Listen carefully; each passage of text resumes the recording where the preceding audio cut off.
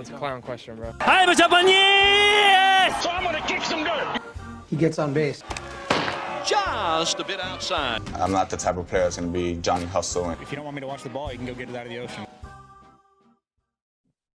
And welcome to the show to be named later, where we're talking baseball kind of whenever. I am your host, Chris Gianta. The other voice in this podcast, exclusively audio podcast, is Daniel Curran. How you doing, Daniel? Chris, we got 1 week left in the regular season, and then hell breaks loose from there.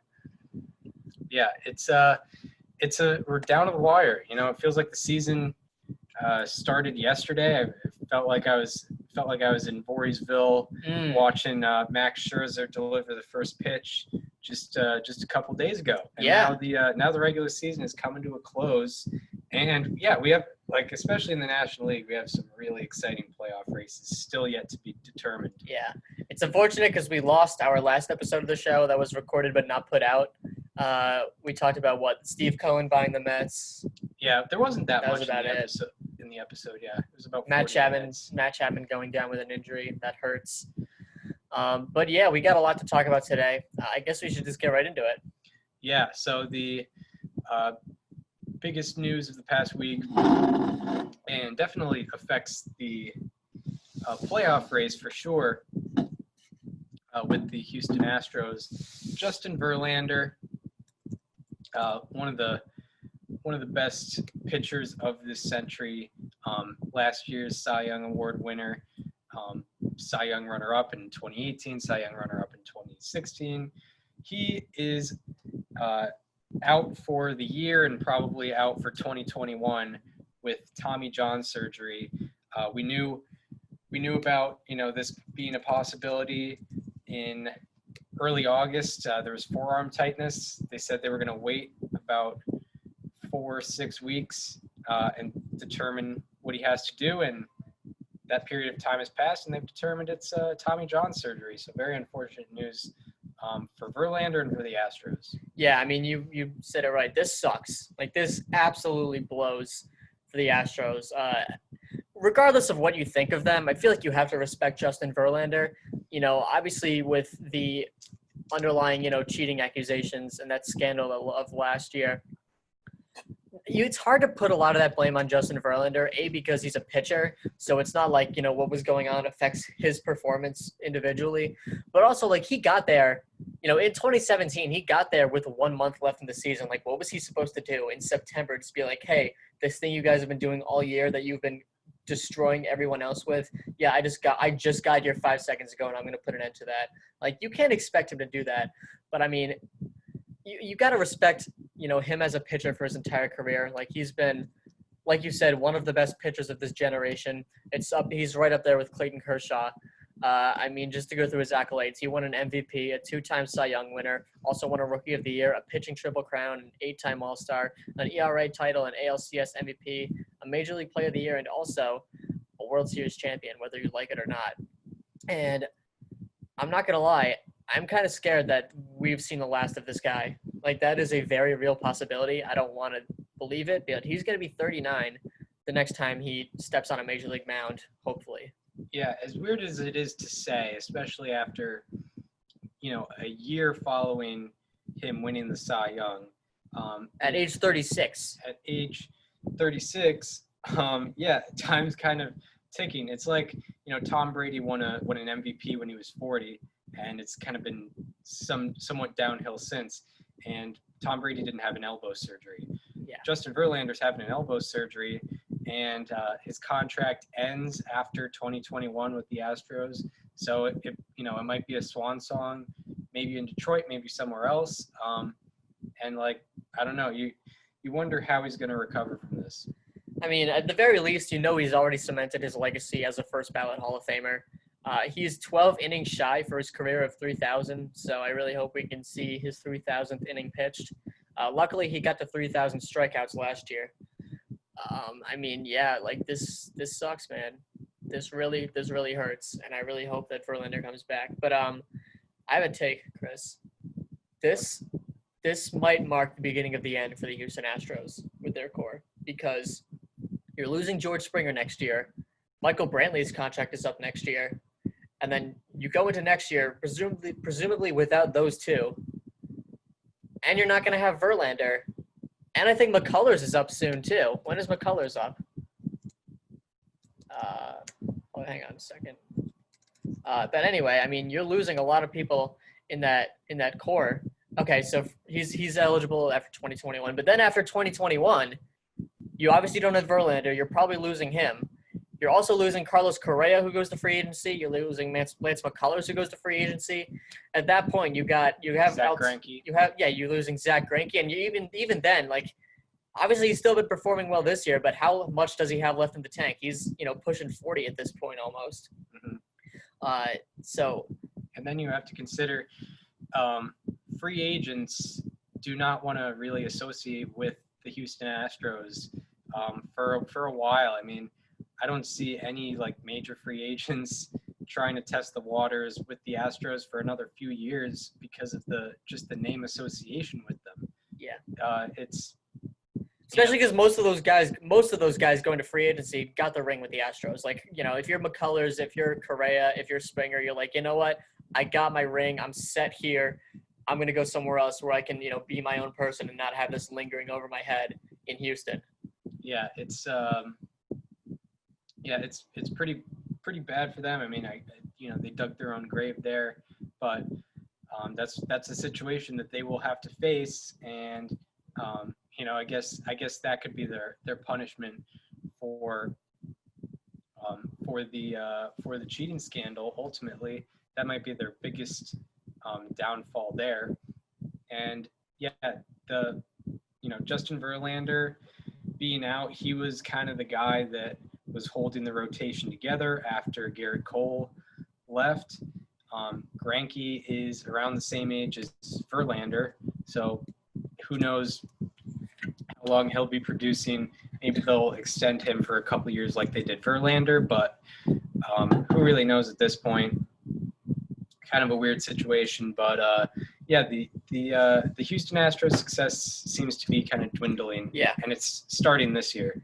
And that's crazy. I mean, and another thing you have to consider is that there's a lot of teams in the AL West that are up and coming. I mean, the A's are going to dethrone them this year as the division champions. The Seattle Mariners, they're not performing too well this year, but going forward, I mean, you have a lot of young guys on that roster. They have the youngest team in baseball this year, Chris. And you've got Jared Kelenic coming up in the future. You got Logan Gilbert, your guy, Julio Rodriguez, Taylor Trammell. Like, that team is going to be, one of the most talented teams, if not the most talented team in the division come 2022, 2021, something like that. The Los Angeles Angels, you have to assume they're only going to get better from where they're at right now. And I guess maybe the Texas Rangers are a bit of a question mark. But, I mean, these other teams, they're going to start rising above. And the Astros might not be able to keep up when they're losing all these guys. And this news right here may be the beginning of the end for them. Yeah, especially because you consider the playoff situation this year. I'm gonna get my voice there. The playoff situation this year, where starting pitching has never been more valued. By the way, we should probably get into the playoff schedule later on. Mm-hmm. We didn't put it in the prep sheet, but yeah, we just found out the playoff schedule.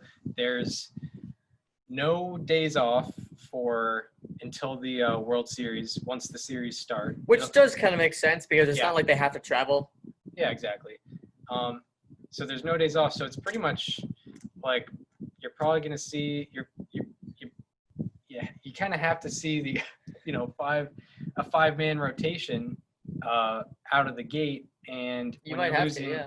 When you're losing Verlander, that's going to be a big downfall there, and it's a 3-game series to start. You want an ace, and Greinke has kind of slowed down a little bit. The Astros starting pitching is a bit of a question mark, so we'll see where they line up. Whoever they play against, it'll probably be the 3 seed, whoever that may be. But who really knows? Who really knows with the Houston Astros? I mean, if this does end up being the end for the Astros, I feel like we should take a second to just remember, this team, this core is never going to have a good legacy. That's just, like, throw that out the window. That'll never happen. However, I think it is important to just take a look back at the last, say, 7 years for the Houston Astros. You look at 2013 when they go 51-111 on the season. And, 2014 comes and you have Ben Ryder from Sports Illustrated. He puts out that magazine cover with George Springer where it says you're 2017 World Series champs. And do you remember that article or that magazine coming out at all? Because I remember where I was. I don't remember when it came out, but I remember, I remember laughing at it. when it was No one expected, the Astros, come on. No, that team barely won 50 games last year. They're not going to win a World Series in 4 years. That's ridiculous. That's how everyone thought back then. And, whether or not you want to look at what else was happening, maybe in the clubhouse, next to the dugout, I get that. But this team was still built with a lot of talent by Jim Crane, by Jeff Luhnow, and it was built from the ground up to win a World Series. And it sucks that that's never going to be appreciated, but I feel like you really do have to look at where they were in 2013 versus, them climbing the mountain and the process the process that was that 4-year span. Yeah, you take the cheating out, which is a big thing. It's a huge thing. But if you take the cheating out, it was a baseball machine from 2015 to about 2019. Yeah. Not only did they build a core, they added the necessary tools, which is kind of what the goal of a baseball team is. You build your core, you add the necessary pieces. They built the core, which was Springer, Altuve, Correa, Bregman, and McCullers. Yeah. And then they added the necessary pieces like Justin Verlander and Garrett Cole. Well, Garrett Cole wasn't on that team. And Charlie Morton. Yeah, Charlie Morton. Yeah. And and then in 2019 they added Michael Brantley. That's kind of what the goal of a baseball team is, but they have that scandal that cloud of a scandal over them, deservedly so. But it does seem to be kind of the end of the Astros. And Justin Verlander, unfortunate news, but it would be hard not to see. I see him coming back for at least another year. I really hope so. In 2022. Justin Verlander deserves, a swan song. He deserves his final exit, whether it be in Detroit, whether it be it's Miami, I don't know. He deserves to have a meaningful walk off the mound for the last time with everyone knowing that's it. Yeah, he needs that. A guy, 3,000 strikeout club, baseball reference WAR of 70. Doesn't mean the same to everybody, but that's, you can't deny it's impressive. Impressive Hall of Famer. And I would argue he should have won the Cy Young 3 times.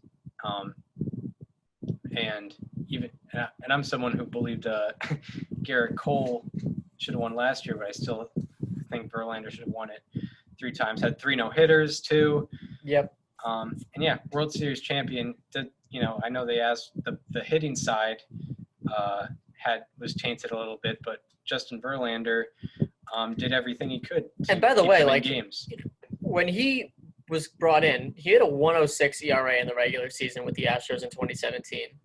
If you put up a 1.06 ERA, you're putting your team in a position to win regardless of what the offense is doing. You should win that 9 times out of 10. Yeah, exactly. And, with any offense. Yeah, and the games he won in the ALCS, when he won ALCS MVP, I think it was a 2-1 game in Game 2. And then a 7-1 game in Game 3. Or Game 6. Game 6, yeah. And also, people forget, that ALCS, the 4 games that the Astros won were 2-1, 2-1, 7-1. No, yeah, 2-1, 2-1, 7-1, and 4-0. The pitching dominated that series when they won. Yeah, exactly. And that's the Astros. That's Astros. That core 2015 to 2019. Added Verlander. Shout out to Justin Verlander. Hope he comes back. I do too. In 2022.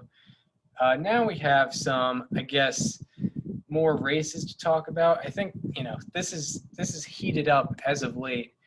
In the National League, something that really intrigued me for sure. The 6th through 8th seeds are a tight race, and there are many different archetypes of teams in this race. Yeah, so I guess I'll take it away. At the 6th seed in second place in the National League Central, we have the St. Louis Cardinals at 26 and 24. This team has to play one more doubleheader, I believe. By the way, I looked at their schedule. I think they're going to end the season with 58 games. Huh. Because, hold on a second, they're 26 and 24 right now. So that's what, 50 games that they've played? Yeah. And I believe they have only 8 games left on their schedule. I will type that in right now. So they have a 4-game set against the Royals this week. They have a 3-game set against the Royals, and they have a 5-game set against the Brewers, and then the regular season ends. So they're just gonna not play 60 games. Yeah. Which is a little odd. I'll wait to decide how this affects the league because I mean those 2 extra games, like if they play them and lose both, like that's gonna affect everything. Yeah. Or if they, played them and won both, that's something I guess Cardinals fans could get mad about. But yeah, I guess the fair thing is like if they're not playing 2 extra games, that means there's also other teams that are playing 2 less games. Yeah. I don't know who they would be. I think we'd have to check back at the end of next week. But yeah. Anyway, the St. Louis Cardinals, they're 26 and 24. At the 7th seed is the Philadelphia Phillies at 27 and 26, 1 game over 500. And I believe 1 game shy of the 5 seed that is held by the Miami Marlins. The 8th seed at 27 and 27 is the Cincinnati Reds. And then on the outside looking in, also 500 at 26 and 26 is the Brewers. Also 26 and 26 is the San Francisco Giants. So, I mean, those 3 teams are essentially tied for the 8th seed. Yeah. So, and, the Phillies aren't, they could get knocked out as well. Yeah. Can we both agree that on paper the Reds are the team that can do the most damage here? I would agree, especially with the momentum. Yeah. That they're bringing. I think and the momentum they have in the media. Yeah. They've got momentum. They've got an extremely good starting pitching staff: Bauer, Castillo, Gray, and even Male. If they match up with the Dodgers as the 1-8 matchup, like I might be tempted. I really might be tempted. Yeah, you never know. Like that is like the Dodgers ran into a situation last year where they went up against a really good pitching staff. They could do the same thing this year if they face Cincinnati. Like you don't want who wants to face Bauer, Castillo, and Gray in a 3-game series? Nobody does. Yeah, nobody does. And I have a feeling those are going to be some low-scoring games when they come. It'll be what Buehler, Bauer. Well, I guess the Buehler, May, and Gonsolin. Oh, Kershaw. You definitely have to do Kershaw. Yeah, and I guess the rotation order will differ because you have to win in the regular season as well. But yeah, I don't know. I'm looking at the Phillies. They're playing the Nationals in their first series this week. That is a 3-game set. Yep. And then I believe they have a day off on Thursday. And they finish off against the Twins, I believe. Are we talking about the Reds here? The Phillies. Oh, the Phillies. The Reds play the Twins on the last weekend. Yeah. And then the Phillies play the Rays on the last weekend. So some difficult matchups for each of them. And the Brewers are playing the Reds. And then Cardinals. Yeah, Brewers are probably have the most at stake because they're playing within division both times against these competitive teams. Mm-hmm. And the Brewers are playing the Reds to start the week and in the week against the Cardinals. So this is where they kind of separate. And then the Giants, I don't know what the Giants are doing. The Giants, they have, I believe, the Diamondbacks at one point. I could be wrong. So the Giants are playing the Rockies to start the week. Playing the Rockies to start the week, and looks like that is a 4-game set. And then they close out against the Padres. The Padres are in an interesting situation. You don't know where they're going to be next. Like by next weekend, they could know exactly where they're going to be, so they could rest their guys. Yeah, they could be playing for nothing by next weekend. Yeah, the Padres probably that 4 seed looks pretty locked up, and it's not like they can really win the division right now. They're about 4. Yeah, they're 4 games out of the 1 seed. So it's a shame that we're gonna get if we get Dodgers Padres, it's not gonna be in the NLCS. Yeah, that is true. It's gonna be a 5-gamer, which I don't know. I'll still take it. Yeah, I'll still take it. Yeah. Yeah, you definitely need that. Yeah.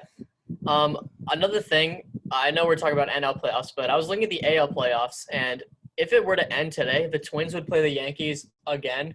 It would be in Minnesota. I saw a theory that the Twins should just lose out and hope the Indians win out, and just avoid that matchup. Yeah, I mean you should. Just I'll tank for the 7th seed, take the White Sox instead because you don't want to face the Yankees. I mean, even if you're going to be in Chicago and not in Minnesota facing New York, it's such a meme. It just every single time, no matter what, it's just always Twins Yankees, and the Yankees always win. Of course, the Yankees own the Minnesota Twins. Yeah, and that was just an automatic sweep last year. I remember I had Yankees in 3. I was like, yeah, the Twins are not taking one of these, and they didn't. Yeah, it's just, and I feel so bad. Yeah. But it just happens every time. Yeah, I don't. And the Twins on paper match up with the Yankees, but yeah, but they just don't do it on the field. No. There was an amazing meme that Chris and I both love that I showed him when the commissioner put out the proposal to have the playoff format where the top seeds get to pick the teams they face. There was a video of Joe Biden yelling Minnesota, and it said Brian Cashman picking his playoff opponent. Yeah, it was maybe the top 5 meme I've ever seen in my life. It was a classic. All the perfect things just came together with that. So yeah, that's the playoff situation. Pretty tight situation in the National League. American League, it looks like they're just kind of playing with seeding amongst each other. Seattle doesn't look like they have much of a shot. They're 4 games back of the Astros, and they played them this week. I don't know if they're allowed to play in Seattle though, because the air quality was so bad there that they had to move to San Diego to play home games in San Diego against the Padres this weekend. Yeah, that's interesting. Mm-hmm. Usually those are happening in California, but. Well, it was in California, but it made its way up. Yeah, it was against the Giant, it was in San Fran, Oakland, and it made its way up to Seattle. Yeah, because my interesting story. My sister's roommate from New York City lives in Portland, so they came to Connecticut to stay with us, and now we have another family with us in Connecticut and a dog. We've never had a pet, nice. So that's cool. We have a dog there now, so shout out to them. It's an interesting situation going on in the Northwest, but yeah, that's the playoff hunt looking like it. Fun week of baseball this upcoming week, especially with those lower seeds in the National League. And there was some clinching going on over the past week. A lot of it. Yeah, lots of clinching, lots of history being made. Droughts ending. White Sox and Padres ending their droughts. Yes. Yeah, it was big time. So who clinched first? Dodgers, right? The Dodgers clinched first, which we all expected that. And I believe from there it was Rays, White Sox, Athletics, Twins, and then Yankees and Padres clinched simultaneously because the Yankees clinched with the Padres beating the Mariners. So they clinched at the exact same time. But yeah, those 6 teams have clinched the playoffs.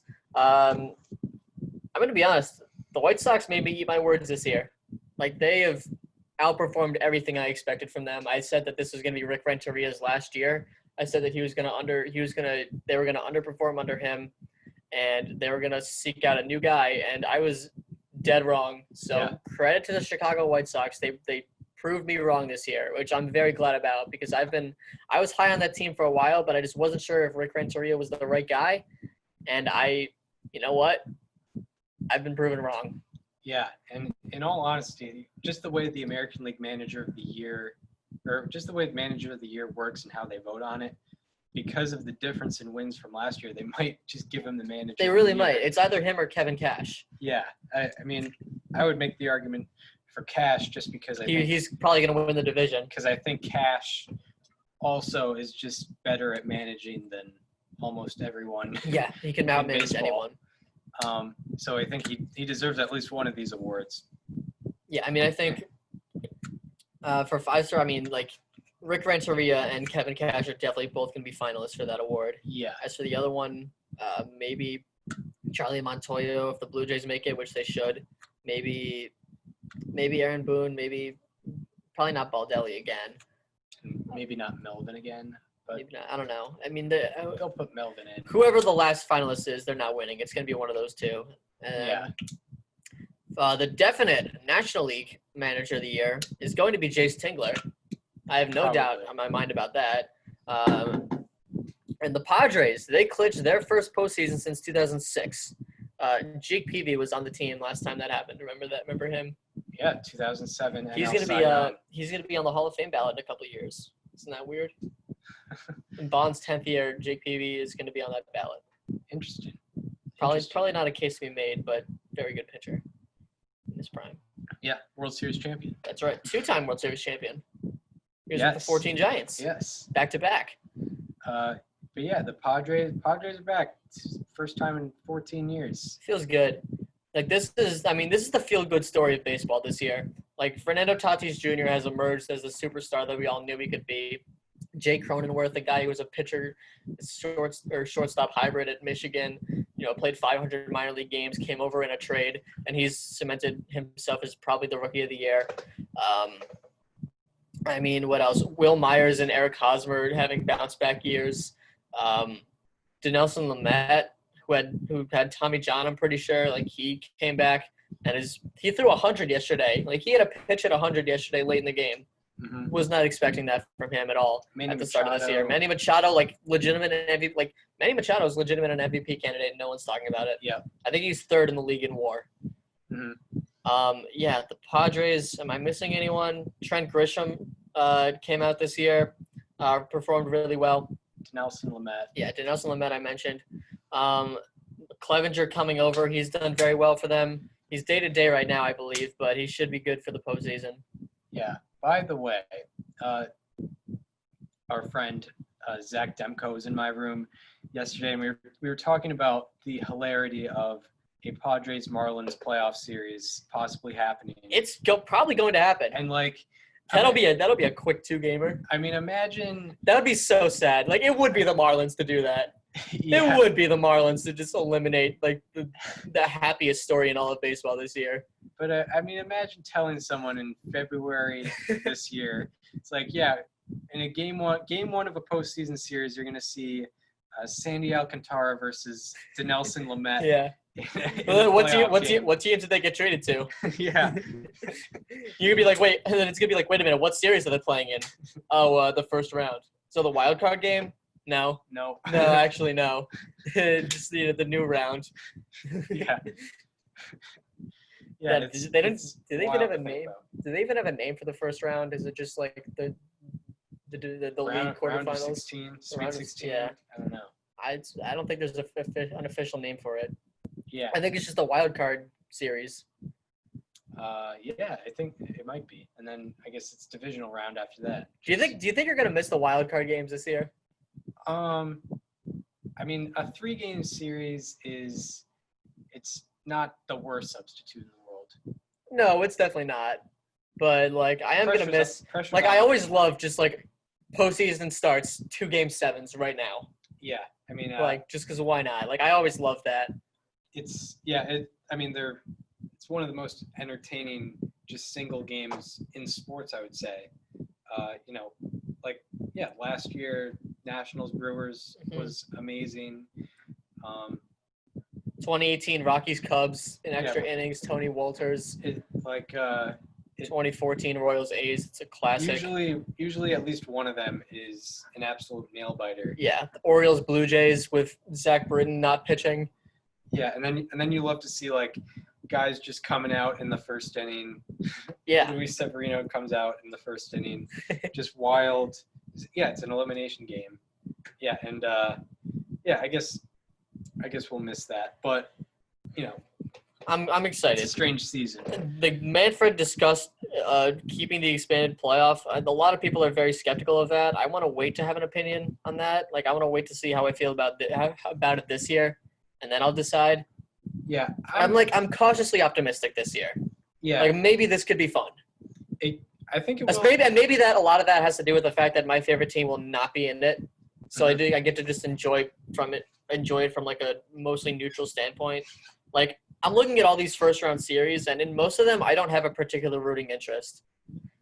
Yeah, I think it will be fun. I try to stay away from having an opinion because I know, like, when the wild card game got introduced back in 2012, Yeah. I didn't like it. And the same thing happened when they expanded the playoffs in 1995, when they expanded to a 4-game playoff. Like, every time there's ever been playoff expansion, people have hated it at first. Yeah. That's why I'm cautiously optimistic. Yeah, I'm wondering, seeing what's going to happen. It'll probably be fun.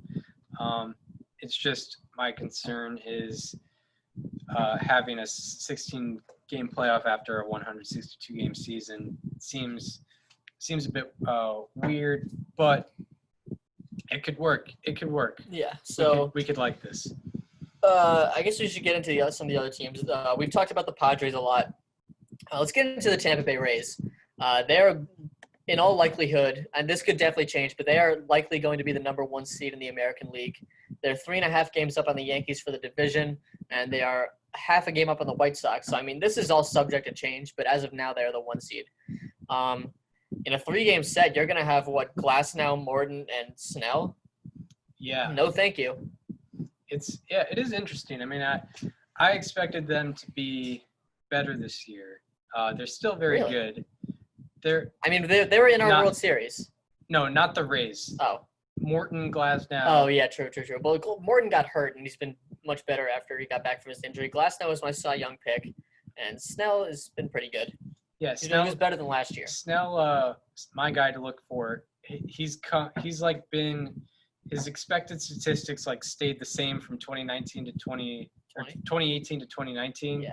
So he was expected to be, his expected statistics were almost the same. He was pretty lucky in 2018. He was very unlucky in 2019, and now he's kind of where he should be at. So I like where Snell's at. Morton, he was injured, and I'm not too sure about him. I think Glasnow has gotten a little unlucky, but I think once the playoffs start, they're gonna transform. Yeah, because Glasnow came into the playoffs last year. He was very good. Even Game 5, after that first inning, he kind of dialed it in. And Morton had a very good wild card game last year. He's historically been very good in the playoffs. And Blake Snell hasn't had very much experience. Yeah, he hasn't had experience in the playoffs. We'll see. He should be pretty good. But the Rays 1 seed. I had them as a 2 seed, so they're even outperforming my expectations of them, which were relatively high. Yeah. How about the Rays? And then the next team. We should probably run through the lineup too. Brandon Lau has obviously been very good for them. He was kind of streaky, but nonetheless, he was my midseason MVP for a reason. And he's still a guy you don't want to mess with in that lineup. He's still got a 933 OPS, which is, by all means, very, very good. I just want to run through this real quick. Because the Rays have a very weird dynamic with their lineup. They don't have that one stable this is the guy. I guess you could say Austin Meadows, but he's been struggling this year and he's on the IL. They have a lot of guys on the IL right now. Yandy Diaz and Ji-Man Choi to go along with Meadows. I think this random assortment of guys. It's just a bunch of pretty good guys. It's very weird how it works out so well. It's why I'm probably gonna in the mock ballots, I'm probably going to have Kevin Cash as my manager of the year. Yeah. Because he seems to do it with these random guys. He's had some injuries this year. He's just randomly implemented Mike Brasso, Yeah. who has like a 950 OPS this year. He's done a lot of pinch hitting. I looked into it a little bit. I think they have some of the most like pinch hitting appearances this year. Kevin Cash. I think for them it's just gonna be like a lot of guys stepping up at the right moments, especially on offense. And then obviously, you have Nick Anderson in the bullpen, who did just give up his first run a couple weeks ago. He gave up a long home run to Luis Garcia, but he is an 0.64 ERA, which is all right. Diego Castillo with a 1.86.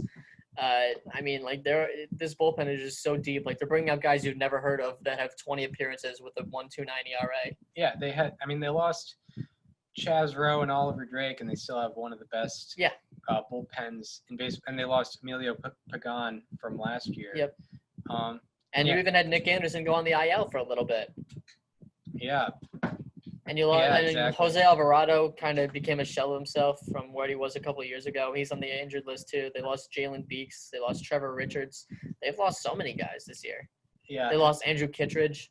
And their route to, I guess, the World Series. So they'll probably start off by playing the Blue Jays, which they should be able to win that one. They should be. And then they face probably the Yankees. Or, I mean, do we really think the Twins are going to win this? No. They're probably facing the Yankees. They're going to face the Yankees, which is a matchup we both had. Yeah, in the ALCS before the before the expanded playoffs were a thing. Before the expanded playoffs, and I think when I did expanded playoff predictions.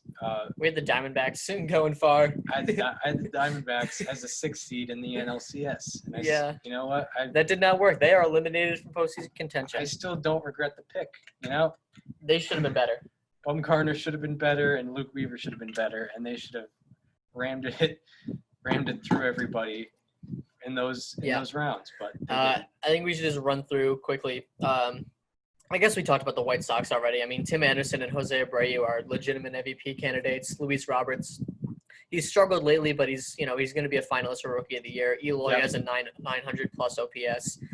Giolito, found his way after that rough first couple of starts.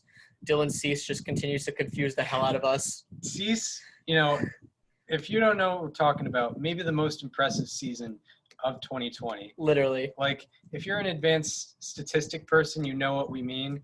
Like, he's not in the Cy Young. He's supposed to blow up any time now. He's not in the Cy Young vote, but he's had the most impressive season of 2020, no doubt about it. His strikeout rate is almost tied with his walk rate. Yeah. It's very close. He gives up 1.5 home runs per 9.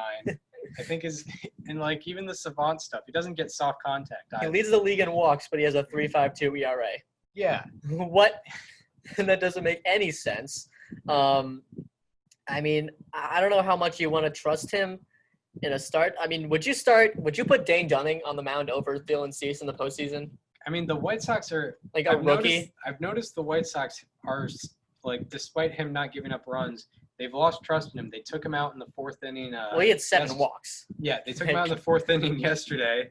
They just know that's a ticking time bomb. I think they took him out in the 5th inning when he had only given up 1 run, but it was like 10 base runners he had allowed. Mm-hmm. Dallas Keuchel, too. Dallas Keuchel has been excellent for them. I mean, honestly, I would legitimately put Dane Dunning on the mound as a rookie over Dylan. I mean, Dane Dunning's older, too. Yeah, and he's 25 and Cease 24. Very good ERA. And the bullpen, too. Like, I mean, it's been strikeout rate. Yeah. Very good. Yeah. So that's the White Sox, I guess. I don't think there's anything more we need to hit on them. Oakland A's, they clinched the playoffs for the 3rd straight year. They actually get to play more than 1 game this time. Look at that. For the first time since 2013, the A's will be playing more than 1 postseason game in a year. How about that? You'll love to see it. But they will be doing so without Matt Chapman, which sucks. This team, I hate to be that guy, but I feel like if there's a team in the AL that's going to get upset as a top 4 seed, unless the Twins, unless the Twins are a 4 seed. Actually, fortunately for them, they're probably going to be playing the Astros, which is a good point. Yeah. But I mean, they're definitely the weakest. Team. That's a good point. I don't know this team. Group. I'm very cautious about how this team really is going to be. I mean, I think how is Mike Minor done for them? That's a question. Chris whoever Bassett comes out, although I will say, whoever comes out of A's Astros series is probably going to get slapped around. Yeah, by whoever they play next, no matter who, no matter what. That's Exactly. definitely the weakest series, I think. Yeah. And I say that I don't mean that as a like a dig on the A's. It's sort of just like They're a bit depleted, even though like they have a very good bullpen, but I mean, starting pitching is obviously so key. And Chris Bassett, is he the guy that leads a playoff rotation? Like he's been their best pitcher this year. And I mean, you have 22-year-old Luzardo. Like, do you trust him going deep into a start? And Mike Fiers has been at 10 hits per 9 this year. Like, you don't want that. Yeah. I hope the A's can prove me wrong. They probably will because look at what the White Sox did this year. They need guys to step up though, like Matt Olson, Marcus Semien, Ramon Laureano. All those guys need to hit better. Chris Davis too. Stephen Piscotty. Like the only guys in that lineup that have been either up to expectations or better has been like Robbie Grossman, and that's about it. And Sean Murphy. Yeah, I mean, I'm looking at Chris Bassett's Baseball Savant page. His ERA is 2.57, expected ERA 4.2. Yeah, that says about everything you need to know. So, I wouldn't put a lot of stock in the Chris Bassett. Yeah, I feel like he could get knocked around by any team. Yeah. But he just hasn't. Yeah. Oddly enough. So we have 2 more teams to go over that have clinched the postseason. One of them is the Minnesota Twins. We've talked about how this team is probably going to lose to the Yankees. They're so good on paper. They're really good on paper. I really like this team. It's so. But if they faced any other team, I would be really, really high on this team. Like Kenta Maeda has been arguably one of the best pitchers, one of the top 5 best pitchers in the AL this year. Josh Donaldson has come back from the IL. And Josh Donaldson and Nelson Cruz in the same lineup in the playoff series is scary. Yeah. Those are 2 guys that can take you deep back to back. And Byron Buxton is like but he's finally doing it. Byron Buxton is finally putting it all together. He's an 880 OPS. Like I've been trying to hype him up for so long. Like I remember in 2017 when he was playing the best defense of his life, I was just like amping him as the best defensive player in the league because he came up as the number 1 prospect in the league and he hadn't shown us anything until then. So like I'm desperately just trying to hype up Byron Buxton and he's finally doing it this year. An 880 OPS, except he has 1 walk. I'm pretty sure. And he has 2 walks in 122 plate appearances. I'm trying to look at his game logs. His OBP is 279, but his slugging is 602. It's like what? Yeah, it's that's like the opposite of what you expect from him.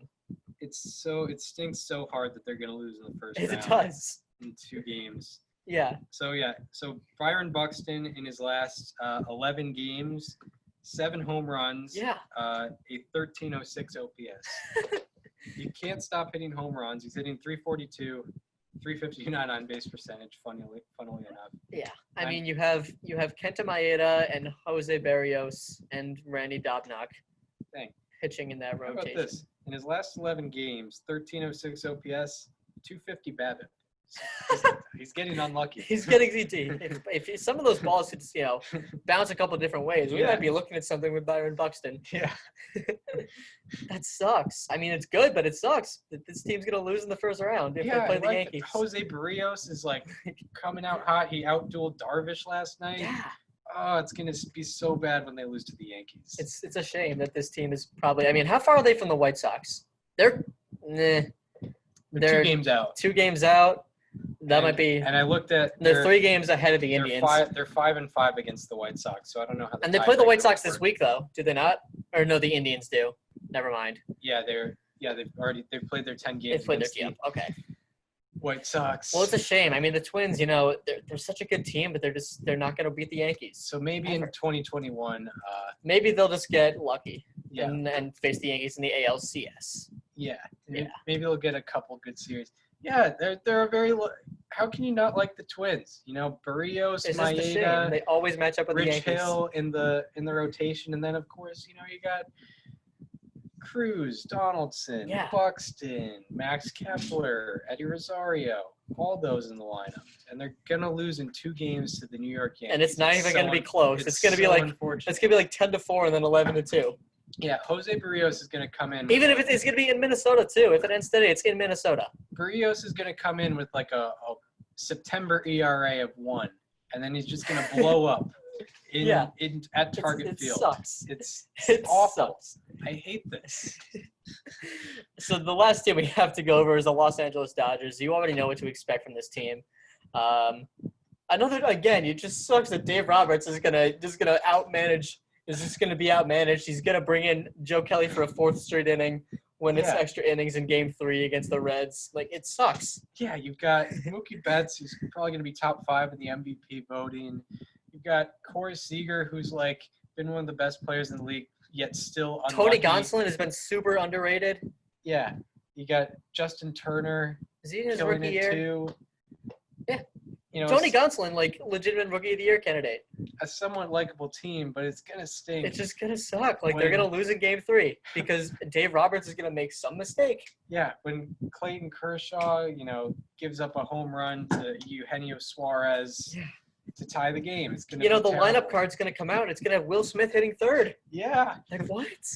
because they're facing actually the Reds They have all righties, but still, Yeah. I mean, they're gonna leave Betts out of the lineup because they're facing a righty. Like, what are we doing? Betts and Turner out of the lineup. Yeah. They're gonna put Clayton Kershaw in to hit. He's gonna be the DH. They're gonna put Corey Seager in the 8th spot in the Yeah. lineup. They're gonna follow him up with Caleb Ferguson. Yeah. What? They're gonna have Julio Urias hitting cleanup against Trevor Bauer. It's a shame. I mean, this team is so good, but they're gonna bring Walker Buehler off the IL to pitch Game 1. Yeah. Like, he's not even healthy. He has his blister, and they're gonna follow that up by putting Jake McGee on the mound to start Game 2. David Price is gonna. He's gonna opt back in, and he's gonna start Game 1. It's gonna be so bad. They're gonna pinch hit him. Like, what? Yeah, they're gonna pinch hit him because he hit 500 in 2017 or 1,000 in 2017. Yeah, with a 2,000 OPS. Yeah, It sucks. it's It's a shame. This team is never gonna get over the hump because of their manager. Yeah, Ugh. it's awful. that was a good bit. It's tough. It's the Dodgers. They Yeah. should have won a World Series. I mean, 5 times in the last 7 they years. definitely should have won in 2017 because of other circumstances. Yeah, But they definitely should have. They should have won it last year. They should have brought it back to Boston in Game 6. They should have brought it back to Boston, and they should have beat Washington. Like, they had no business losing that Game 5. Yeah. Just yeah. bring Maeda in for the 8th, and then Jansen in for the 9th, and we're set. Yeah, that Red Sox series should have been tied 2-2. It should have been. With And maybe you don't win that series, but there's no reason to blame Dave Roberts. And maybe you don't have Kike hitting 3rd in Game 5. Yeah, maybe. Maybe you put Bellinger in the lineup against the lefty. I don't know. Yeah. It's a really good player. Maybe just leave Ryan Madsen in the book. maybe just DFA Ryan Madsen right now. Yeah. Like, maybe just throw him out of the stadium physically. Like, let him get eaten up by the fans in the bleachers. I don't know. Yeah, maybe. Yeah, exactly. Maybe treat Ryan Madsen like Alex Cora treated Drew Pomeranz that series. Just let How him about watch that. Yeah. Yeah, why not do that? Maybe you just physically throw him off the hill at the Hollywood sign. Yeah. Maybe I don't know. You throw him into the wildfires. Yeah, exactly. You drop a cigarette in the forest and you throw Ryan. You throw Madsen Ryan. You do a in gender the reveal. forest. Right? It's Ryan Madsen. That's the gender. Yeah. He's just running around, a flaming. Yeah. So yeah. It's a shame that the Dodgers just are not going to get over the hump because Dave Roberts is going to do something catastrophically bad. And it's a shame that they're going to give him a 4-year extension after this year. Oh, I hate it, man. It's tough. And then next year they're going to win 110 games and then lose in the expanded playoffs to the 79-win Marlins. Yeah, I'm going to hate it. Yeah. It's going to be awful. But, we like to talk about the truth here on the show to be named later, and these are truths, uncomfortable truths. It's a hard, the faster you accept them, the easier it's going to be when they happen. Yeah. It does suck that the Twins are going to come all this way just to lose in 2 games. But you know what? The quicker you accept it, the easier the pain is going to be when it happens, Twins fans. Exactly. We're sorry. Yes. But this is just the way it is. You were just put on this earth to lose to the Yankees. Yeah. No matter what. Yeah, it's gonna be it's an uncomfortable truth that Dylan Cease is gonna walk in 3 runs in the first inning and Against the Indians. then give up a grand slam and then get taken out. Yeah. But this is a fact. Yeah. Although he might not. Maybe he'll load the bases every inning. And then they go taken out. He'll get taken out and then the bullpen will save him. Yeah, exactly. Yeah. Maybe that'll happen. Yep.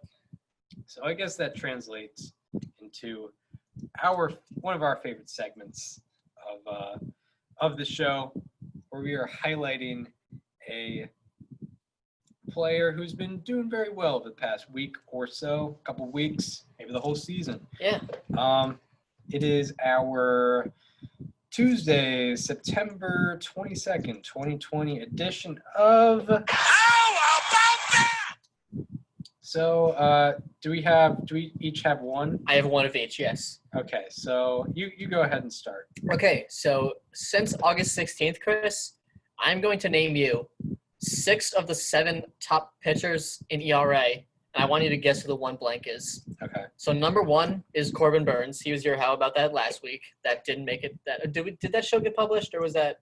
No, it was our Friday episode. It was our okay. Yeah. You're right. So Corbin Burns leads ERA since August 16th. After him, Dallas Keuchel. Very good. After him, Jacob deGrom. Needs no introduction. After him, Clayton Kershaw. Best pitcher of the generation.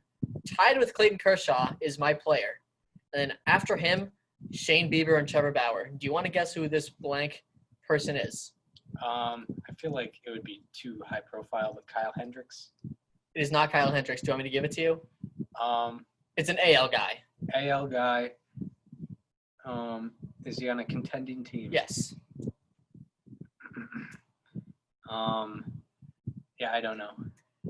Well, we've been talking about, the Yankees, they're going to beat the Twins. Garrett Cole is going to come out in game 1, and then J. Happ is going to come in game 2, and J. Happ is just going to end the Twins season. Since August 16th, J. Happ has a 1.93 ERA that is tied for 4th in the majors with Clayton Kershaw. And there's one other thing that I went deep into the Fangraphs lore, and you might be about to learn a new stat, Chris. Since August 16th, J. Happ leads all of baseball in weighted fastball value. Do you know what that means? It's essentially. I looked into that. Yeah. With, Michael Chavis, because he could not hit a fastball. Exactly. So essentially, they have pitch value on Fangraphs for both pitchers and hitters, where it shows the amount of efficiency they're getting out of a certain pitch. J. Happ, noted non-fastball pitcher, not very high velocity. However, he leads the league in fastball value. It is 12.0. The next closest in the league is 9.2. So his fastball efficiency has been far better than anybody else since August 16th. And that is J.A. Happ. Yeah. How about that? Try that again. How about that? Yeah, that's very interesting. A fastball, noted fastball guy. Yeah. J.A. Happ. Mostly because he has a sinker. I think that's most of it. Yeah. Getting ground balls, stuff like that. Yeah, J.A. Happ. He's gonna take away the Twins season, unfortunately. Yeah. My How About That is kind of a similar pitcher to J.A. Happ.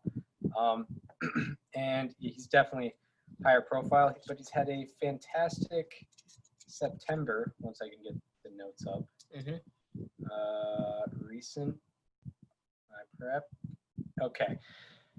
I'm talking about one of my favorite pitchers in baseball, Kyle Hendricks. Oh, wow. Kyle Okay, Hendricks. so you just guessed your own guy. Yeah, I was like, well, I figured. Do we have the same guy? Yeah, he's been one of the best pitchers in baseball in the month of September. The modern day Maddox, some would say. Yeah, modern day. If it wasn't Brian Weber. Yeah, it would be. Yeah, it would be Kyle Hendricks. Yeah. He's got the two-seamer. He's got the changeup that goes in on righties. He's got all of it, Kyle Hendricks, and his fastball averages about 87 miles per hour. That's a fact. It's not even an exaggeration. So in the month of September, he has pitched 29 innings. That's over 7 innings per start. He's had 4 starts, 29 innings. He has a 1.21 ERA, along with 27 strikeouts and 3 walks. And he's been doing this pretty much the whole year. He has less than 1 walk per 9 innings. And of the 77 batted balls he's allowed in September, only 15 have had an expected batting average of 500 or more. That's 19.5% of batted balls he's allowed that have had an expected batting average of 500 or more. And this is also a guy that's not really walking anybody, so he has more batted balls.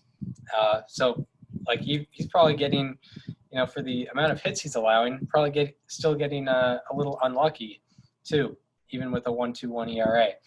And the Cubs are also 4-0 this month when he starts. So Kyle Hendricks, he's getting my stamp of approval for this segment. Here he is. How about that for Kyle Hendricks? How about it? In the months of September. So now we go from the highs to the lows. We're highlighting a player that has not been doing so well over the past couple weeks or so, maybe the whole season. It is the Tuesday, September 22nd edition of Slightly Alarming Statistics. Would you like to start?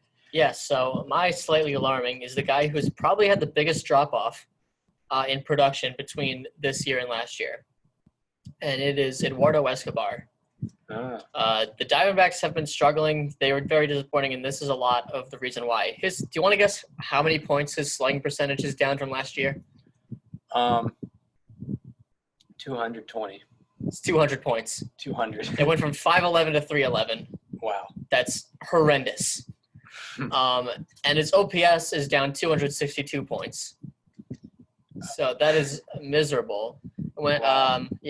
And his 242 WOBA and his 46 weighted runs created plus for the season are both dead last in the majors. Eduardo Escobar got an extension, I believe, with the Twins when he was over there. Or maybe that was Jorge Polanco, either one of them. But he's been very disappointing this entire season. Yeah. Slightly alarming. Eduardo, there's been so many guys on the Diamondbacks that have had big drop-offs. Yeah. It's been a trend. Bumgarner, Weaver, Carson Kelly, Eduardo Escobar, all those guys. Big time. Even Marte to a degree. Yeah, I could tell Marte. But that's, I guess, it's easier for him to digress a little I think it was easy to see that 2019 was a career year for him. Yeah. My slightly alarming, I'm continuing with my Chicago theme, going to the south side. We kind of mentioned Dylan Cease. No. No, I'm looking at Rookie of the Year candidate Luis Robert. Yeah, he's been struggling lately. He's been struggling for sure. Since September 5th, he's hitting .091 with a 287 OPS. Also, since September 5th, his OPS ranks last among qualifying hitters. And in this time span, he has a 36.5% strikeout rate. And also in this time span, with runners in scoring position, he is 1 for 13 when runners are in scoring position. And he's not really getting that unlucky. I looked at the StatCast numbers. I counted up all his batted balls and all his hard hit balls. We mentioned him earlier in the year how he couldn't stop hitting hard hit balls. Doesn't seem to be the case in the last couple weeks. Since September 5th, he has 27 batted balls, and only 3 of them have been hard hit, which is, a hard hit ball is 95 plus miles per hour. Only 11% of his batted balls have been hard hit, and major league average is about 35%. 11% is not great, especially when you're striking out in the other third of your at-bats. It's been tough for Luis Robert, tough for his Rookie of the Year candidacy, and not the momentum you want to have heading into the postseason. So that is Luis Robert. Slightly alarming. Yeah, I think Kyle Lewis kind of wrapped up Rookie of the Year. Yeah, that seems to be how it's been for him. He's been pretty consistent this year overall, and I guess he's gonna get that Rookie of the Year, which is a shame because you predicted Luis Robert. I did for Rookie of the Year. I'm happy with Kyle Lewis though. I think I'm gonna make a bold take right here. We can refer back to this, regardless of what the playoff format looks like next year. Seattle Mariners are gonna be in it. They're gonna be in it. Okay. Yeah. They're going to be in it. They're going to be in it. Maybe they win the division. Maybe they make the wild card. They're going to be in the playoffs. They're going to have that rotation. As I mentioned, it looks really good. Marco Gonzalez and Justin Dunn, especially. I think I'm very high on those guys. They have guys on the farm like Logan Gilbert, who Chris has been high on. They have guys who can perform, absolutely. You also have Jared Kelenic in the minors, who's probably going to be coming up next year. And I think the Mariners are going to be ahead of schedule next year. Yeah, that's I think that's a possibility. 20 years of frustration is going to be over for Seattle next year. Yep, the longest playoff drought in sports. Yeah, I was a year old the last time they played the playoffs. Yeah, quite unbelievable. Yep. Yeah, very, very crazy stuff. Now we get sort of into the preview of the week ahead. Mm-hmm. We're not sure if we're going to have another show this week, so this might be our last show before. We'll do one for the week and one for the weekend. Yeah. All right. Yeah. So, yeah, I guess we could do that. One for the week. We'll do we'll do a podcast next Monday highlighting the first round matchups. That will be our next show. Okay. Yeah. So preview of, I guess, the week ahead. We kind of already went over. It's Reds Brewers. Yeah, it's Reds Brewers. Yes, and the Brewers are getting the big three from the Reds rotation. Tonight we got Brandon Woodruff versus Luis Castillo. That's a really good matchup. This is in Cincinnati, by the way. Tomorrow you have Brett Anderson versus Sonny Gray, and on Wednesday you have. Please hold. Do they not play Wednesday? Oh, no, they do. Adrian Hauser versus Trevor Bauer. That one should go to Cincinnati, and that's a 3-game series. That is the correct series to watch for this week because that is huge for playoff formats, for playoffs. Yeah, that'll get things kicking. Mm-hmm. And then in the, when the weekend hits, it's going to be Cardinals, Brewers, right? Cardinals, Mm-hmm. Brewers. That'll be probably the series to watch then. I mean, I guess. Watch the Brewers this week. Yeah, watch the Brewers. I guess one matchup, just a singular game. I don't know if this pitcher has faced this team so far this year. You have, the AL Cy Young favorite going against maybe the best offense in the American League so far this year. He did. He faced them on Sunday Night Baseball. Oh, that is true. Okay. Yeah. But you got Shane Bieber going against the Chicago White Sox. I like to watch baseball this year, or this time of year, not only because of playoff races, but, award races are kind of fun too. Shane Bieber could rack up AL MVP along with Cy Young this week. Yeah, he could if he goes, 7 or 8 shutout innings, definitely a big possibility there. I think he'd be the favorite. Yeah, I guess. I mean, there's it'd be like he, Abreu, and maybe Anderson, maybe Trout. Yeah, because no one in the AL has had like a Freddie Freeman type year. No. Freddie Freeman's almost at 200 weighted runs created plus. Juan Soto. I mean, he for some reason he qualifies on Fangraphs. He's only played like 35 games, but he's like above everyone else. I think he leads everything with like borderline qualifying numbers. If he didn't have that false positive COVID test, he could probably be the NL MVP. Yeah. Which sucks. But, I mean, hey, he's got plenty of years left to do it. Yeah, Juan Soto has played 39 games. Freddie Freeman has played 53. They both qualify. Juan Soto has 193 weighted runs created plus. That is just not fair. Well, it's 3.1 plate appearances per game. Per game that they've played. He has 168 plate appearances. They are 20 and 32, so that'd be 52 games. 168 divided by 52. 3.2. He just barely qualifies. Barely. Just barely. That's so cheap.